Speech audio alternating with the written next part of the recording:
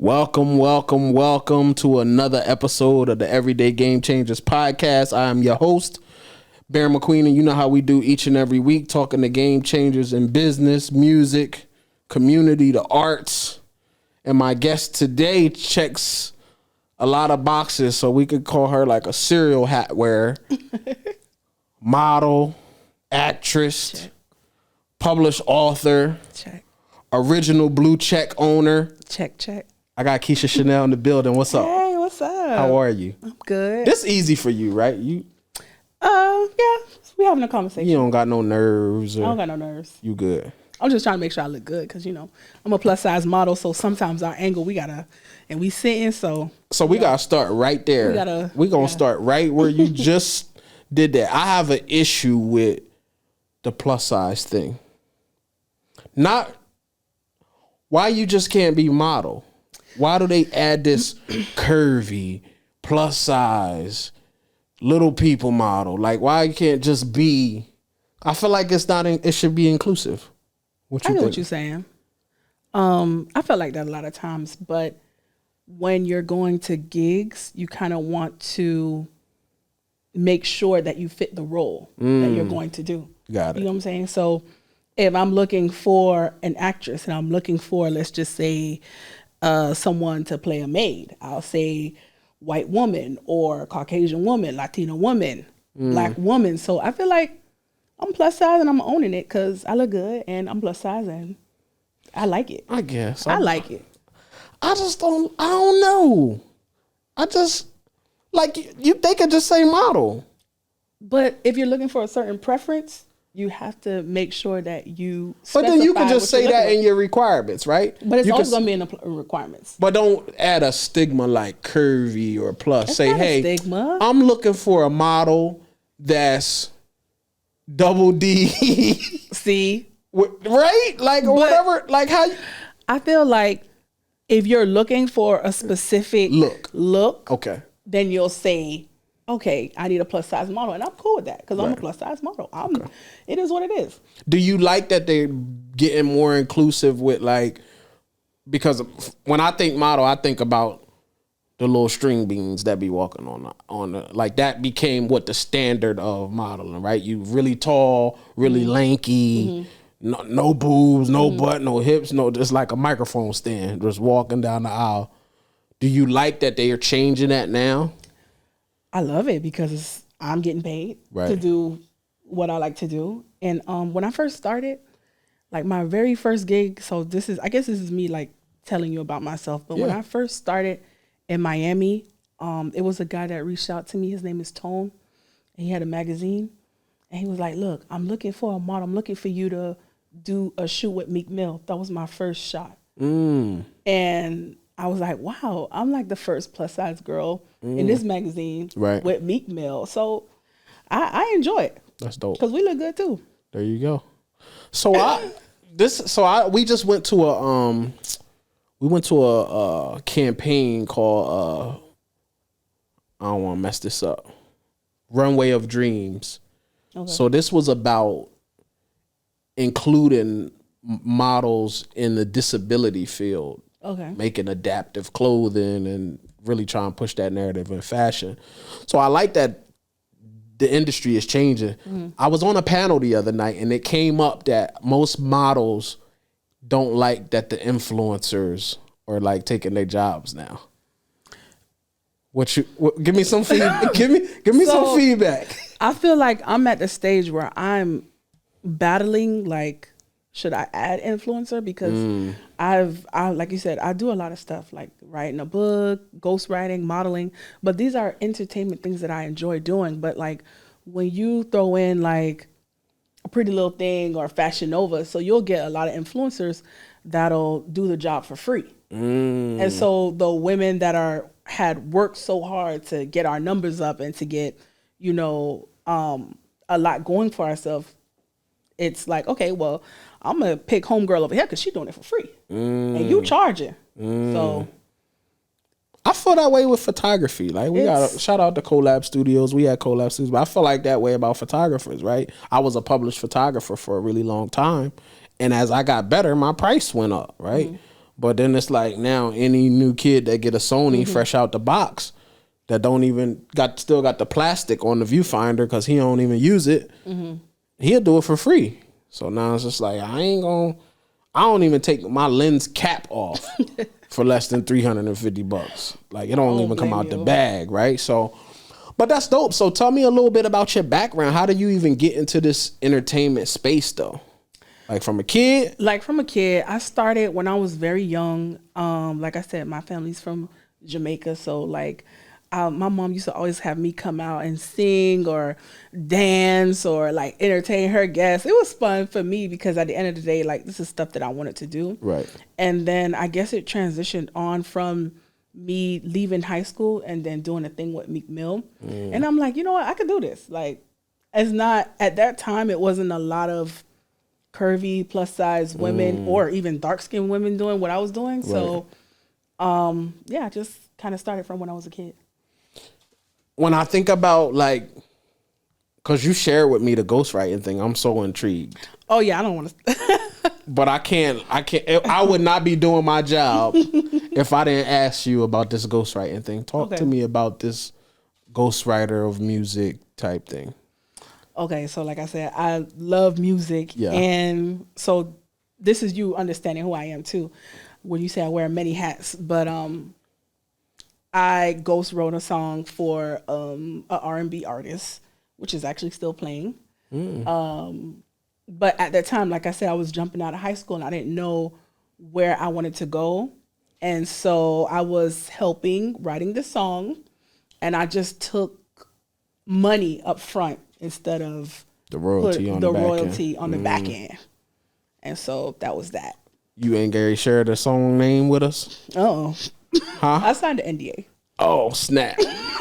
Oh, snap. No, that's a big thing, to like ghostwriter thing. So I like, because I've written for some people and I can't really say who I've written for because after I get it, right? So after the whole Drake thing came out that Quentin Miller was writing his stuff, it like ruined it for the ghostwriters because it was good money. Yeah. Get writing for other people, they get to perform the song, you get paid, and then it's no age limit on being a writer. Exactly. And I'm good at hooks. I'm good at hooks. So we gotta put her in the studio. We gotta get some Netflix placements. She good at hooks. So we got the Sync Connects. Oh yeah. Yeah. Oh, okay. I gotta hear that. So like the published author thing, what made you want to write a book? Well, I've always wanted to write a book. But the book is more dear to me because my son, he suffers from eczema really bad.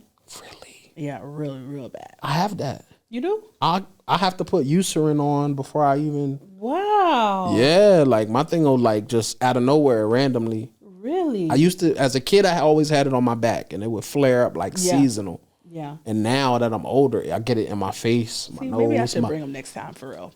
He might school me on something, man. Yeah, so he's 4. He just turned 5, but he has eczema really bad. And he's at the stage where he feels comfortable.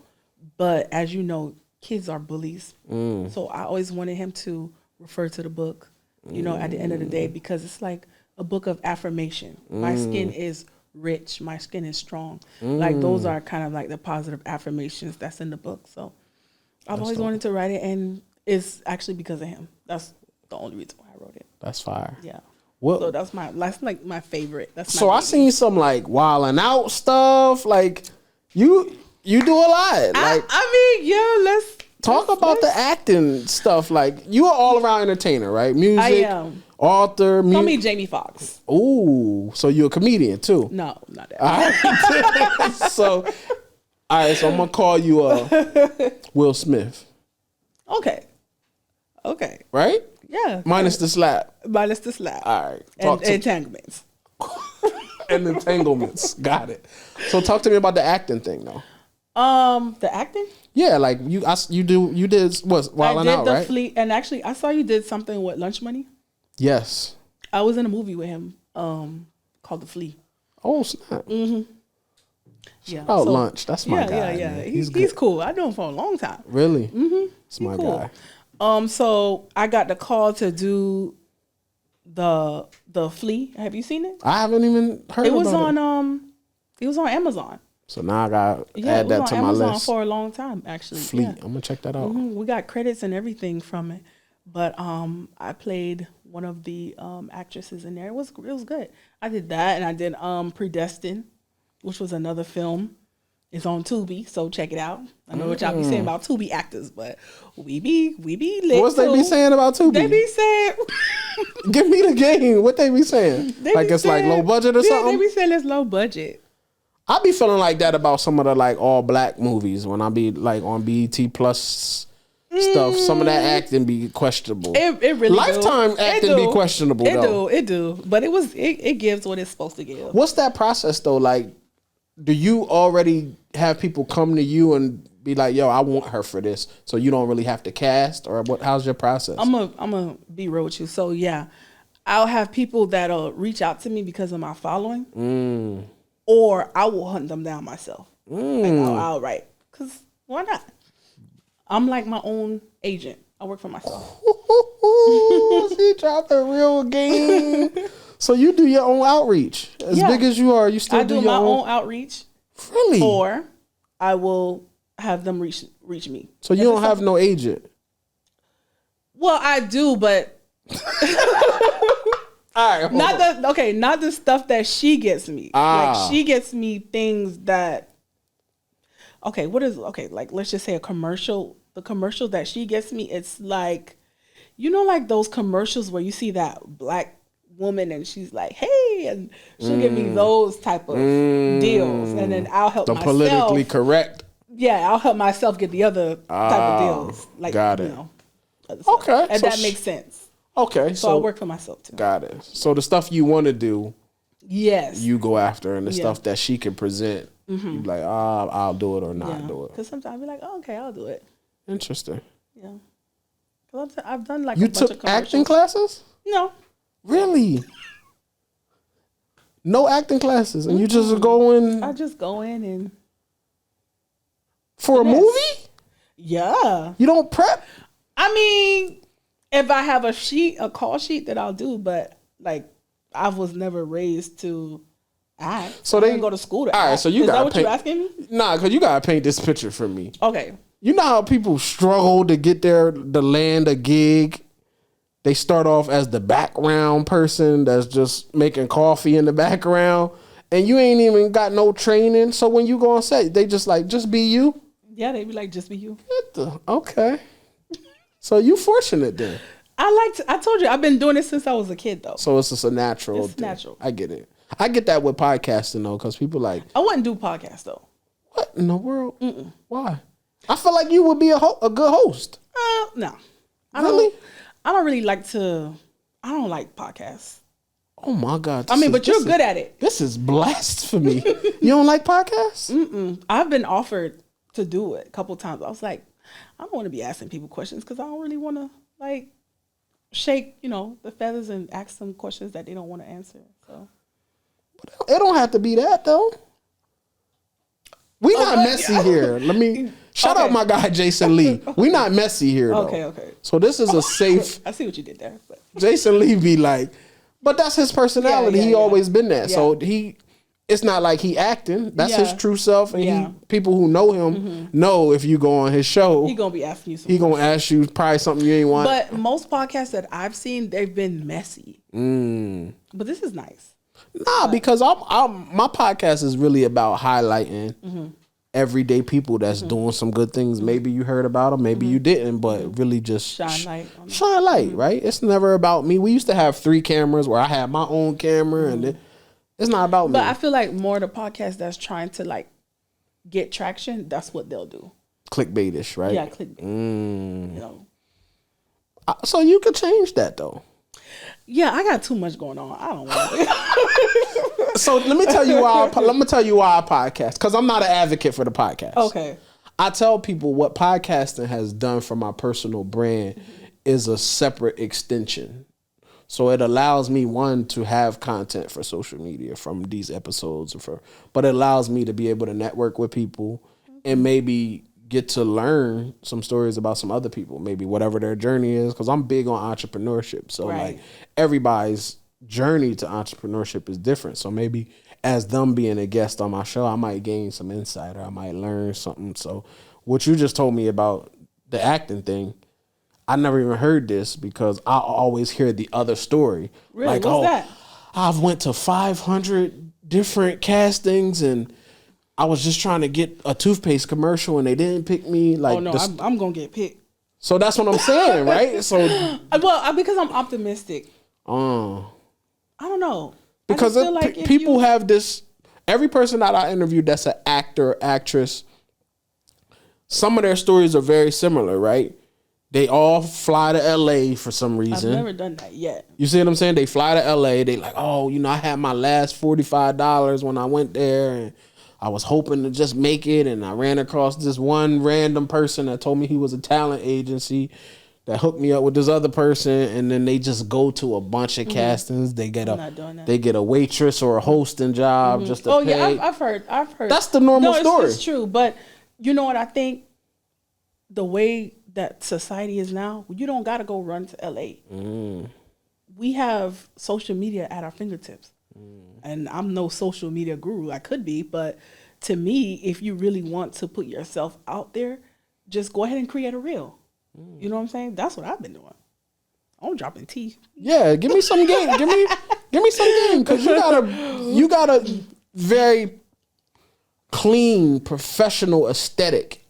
Thank you. On your if somebody go to your Instagram, they like, oh, she doing big things, right? As they should. They not seeing I'm not playing with my cat portfolio. videos and like random stuff. Your thing is like, this is me, this is the brand, portfolio. This is the business. But that's what I was trying to tell people before, is social media is a portfolio. So I only put out what I want you to see, as I should, because first of all, I mean, I don't really get too personal on there, even though it may seem like I am, but at the end of the day, it's a portfolio. I'm selling myself. So everything has to be strategic. So what you gonna share with me today that we ain't seen on social media? Because I need an exclusive. What you be doing for fun? I be going out to the clubs. That's for fun? Yep. That's why my man ain't... What type I like to go out. Okay. I go out with my husband. Shout out to the husband, man. Give us some credit for holding down queens. So what kind, when you say the club though, because I went to the club the other day and I felt very uncomfortable. Really? I felt very old. Oh, well, no, I don't never feel old. I felt old. Shout out my guy, Tony Visions. He got a bottle going. What club you was at? Somewhere in Fort Lauderdale it was called The Hub. It was nice. I don't really travel up that far. It was nice though. The club was dope. The spot was dope, but I just felt out of place. Were you drinking? No, I didn't drink yet. Oh, okay. I just was like, I like to drink wine, and I just was like, man, this is what's going on at the club. I just felt over it. That's probably what it is. So I felt so out of place being there. Well, let me not say club. Let me say lounge. Oh, okay. Let me say lounge. All right, some more grown Yeah, vibes. Let me say lounge. Let me not say club. I was at a club where the hookah girl was bugging us, like, come get this hookah. And I like hookah though. Do you? Yeah. You feel like it's a girly girl thing? I'm glad you asked that. I feel like hookah is for whoever want a hookah. Like, I feel like it's the stigma, like, dudes shouldn't be in the club. I hate that. Like, it's just like, damn, a dude could celebrate his birthday. Oh, he gay now. It's like, damn, let men celebrate however they want to celebrate. Hookah it up, right? Hookah it up. Do whatever you want to do. What you drinking at the club? What's your drink? Give me your go-to drink. Okay, so that's why I like lemon drops. Really? So you a shot taker? Because that's like a shot almost. Not the way I have it. It's in a nice little martini glass. Hold on. Lemon drop the drink? Yeah. I don't do shots like that. I don't like shots. So I'm a plus size model. It'd be making me hot. I don't like to be hot. So going out to the club and lemon drops, that's your vibe. Yeah. How often you do that a month? Really once. Once a month. And the rest is all business. All business. Or I do date nights a lot with my husband. And we do date nights at the house. Give to all the single people, to the married people, This episode of Everyday Game Changers is called Date Night Suggestions with Keisha Chenelle. Give me some date night suggestions. Okay. On a budget or... Give me both. Give me the low spectrum and then give me, I just gotta... It depends on what type of girl you're dealing with. Check. Okay, well... It depends. Are we married or... You married, so let's do your scenario. Okay, so my scenario is we'll have like a different type of date night. Like it could be something easy. The kids are sleeping. Mm-hmm. Okay. Put on your lingerie. Oh, snap. Okay, because it's going to be fun afterwards. And we'll watch a movie and eat ice cream, eat popcorn. Simple. And then at the very crib. simple. I love that. It's my favorite. That's my wife's kind of vibe. She's in the house, under covers. Yeah. Fireplace, a good film. That's her. My wife ain't an outside-y. But then I like to go outside. So you would balance of both. So then you could take me to Barcelona. Oh, that's the other end of that's the other end. Night. God. That's the we other went from end. just a movie to we got to get a passport. Barcelona. Yeah. I travel a lot. I seen that. Yeah. What's your favorite? Give me 3 recommendations of places I should go. It's funny. People say don't go to Barcelona if you're black, but they're lying. Really? They loved us. Yeah. So my top 3 would be Barcelona, Japan, and I would obviously say Jamaica. Oh my God. Angel, give me one of them Japanese words. He's a Japan freak. Have you been? Okay, cool. He's a freak. Somebody say Japan. I've been to the base. His nipples get hard and everything when I've been to the base. Like it's nice. I want to. It's on my list. We supposed to go before the end of the year. It's a long flight. Really? I got married in Ireland. You did? Oh, okay. Loved Ireland. How long you been married? Don't have me not know this. Oh. 2019, 2020, 21, 3 years. Oh, okay. It'd be 4 years in July. Oh, after me. Okay. Yeah. That's what's up. Yeah, 2019. I'm 7 years. Okay. Yeah. So. How is it going for you?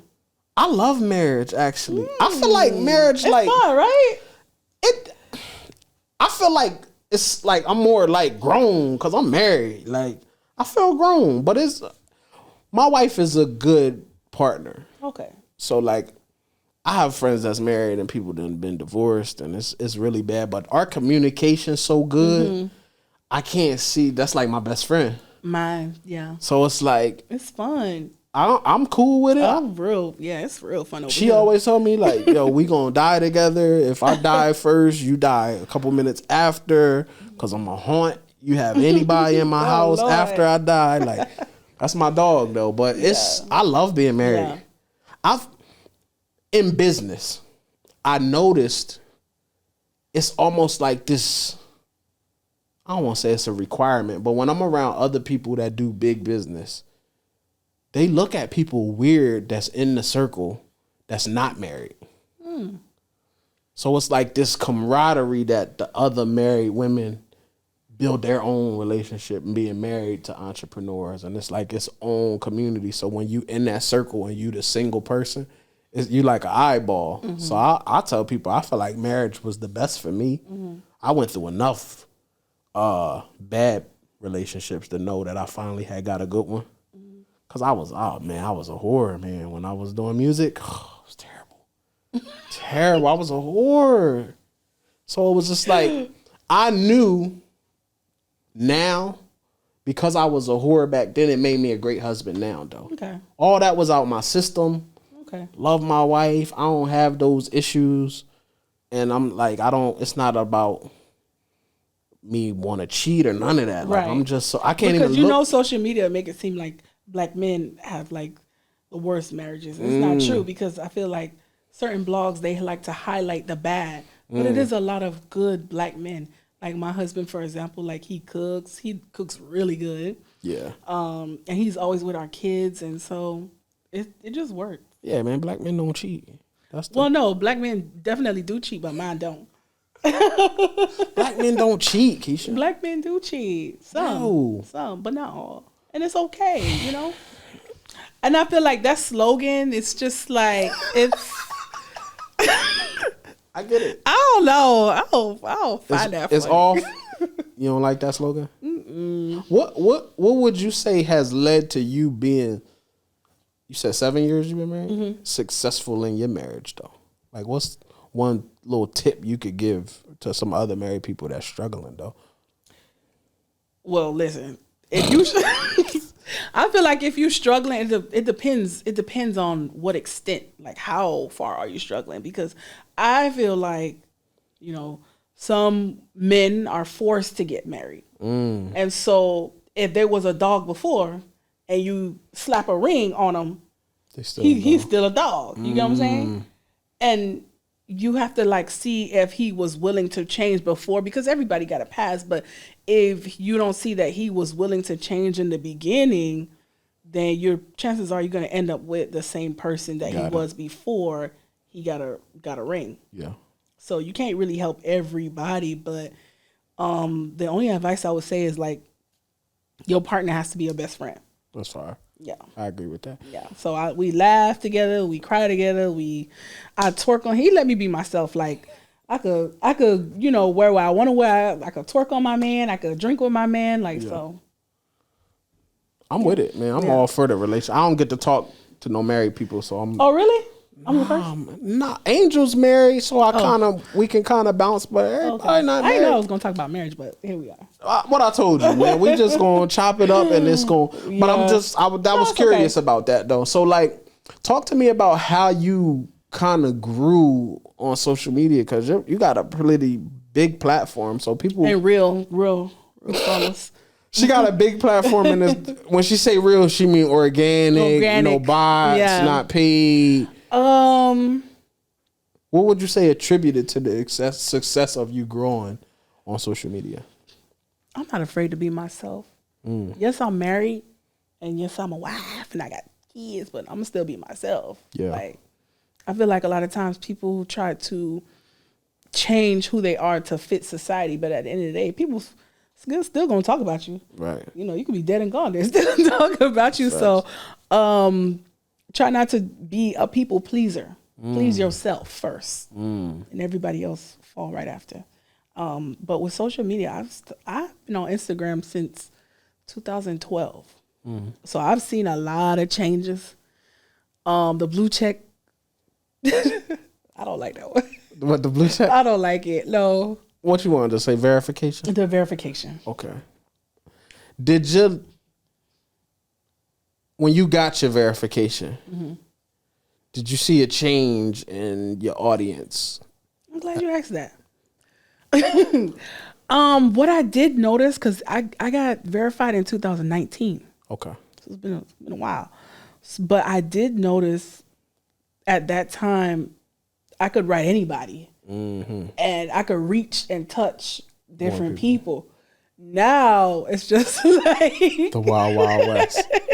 It's like everybody got it, so it doesn't make it that official like it once did before. You have to actually go to the person's page to see, okay, what you got going on. Right. Because I saw a young man who was getting nasty in my DMs. Oh, snap. And when you can talk about it. When I clicked on his profile, it said 100 followers following 6,000 people. And I was like, okay, I'm not going to judge. Let me look and see what he got going on. And it was nothing. It was absolutely nothing. So this is my trick. This is my trick for all the blue checks out there. If somebody DMs you and they have a blue check, and whatever is in their bio or whatever it says that they do, if you put it in Google and nothing pops up, they don't do what they say they do. Really? I want to see what it said. Well, yeah. Or if you put it in Google and then just nothing. And then also that, if it's just an Instagram or a Facebook, that don't count. Right. Because everybody has that. That's the SEO bumping that up. But they don't got no website. They ain't did nothing. No press. I'm Googling people now. Did you Google me? I did.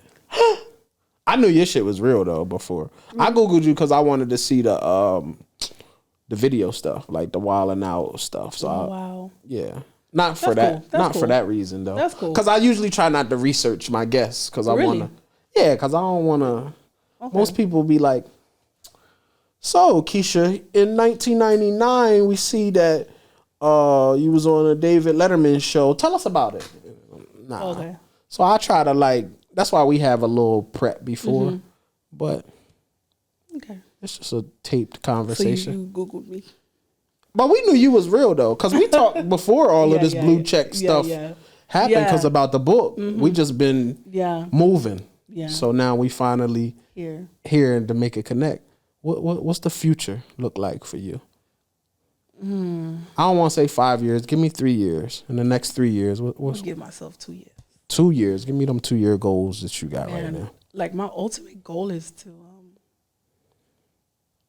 get into a really, really big movie.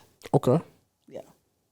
Because I feel like I'm doing everything else. It's fun, but that's like my ultimate goal.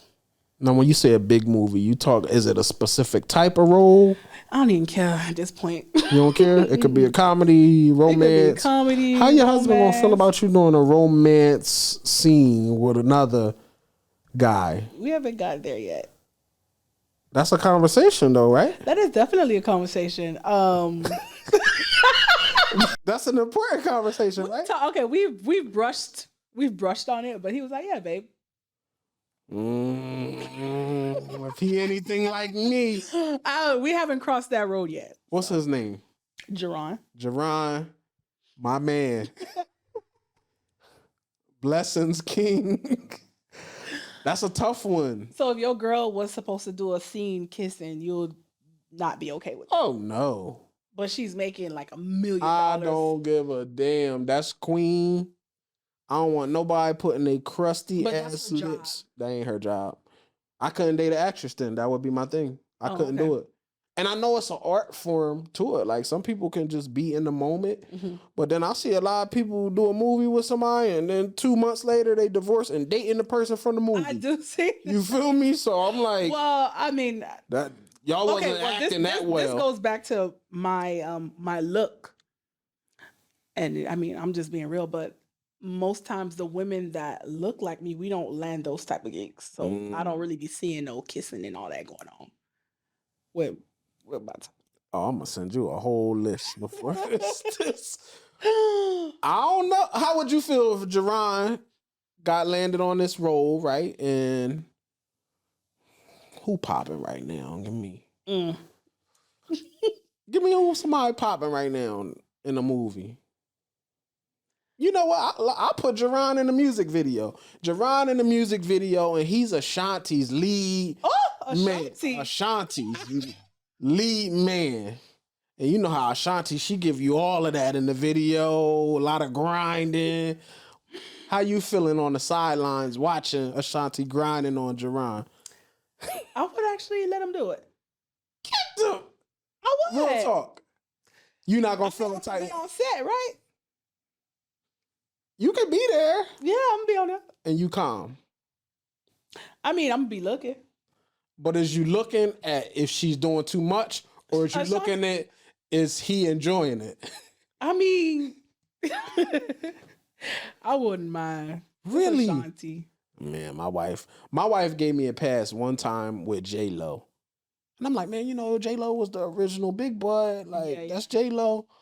So she let me, and then I let her get a pass with the guy that played Aquaman. What's that guy name? Y'all know that guy name? I don't know why he's like, what is he? New Zealand? He's something like that. So that's my pass and that's her pass, J-Lo and that. But any other thing, she like, hell no. My husband likes Serena. So you got some competition. That's what you're telling me? I mean. She local too. Serena? She is? Yeah. Look. Everybody know. Angel shot some stuff for her. Oh, shout out to her.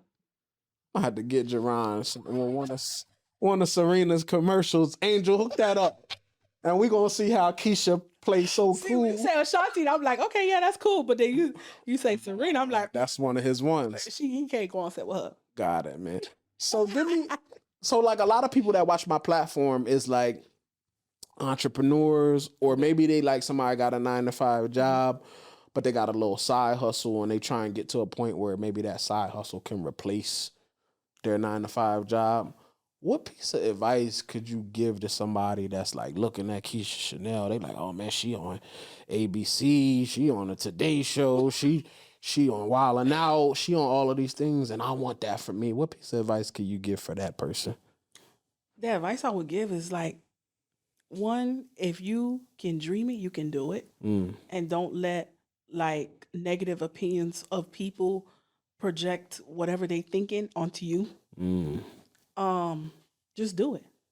I know it sounds simple, but you just gotta keep at it.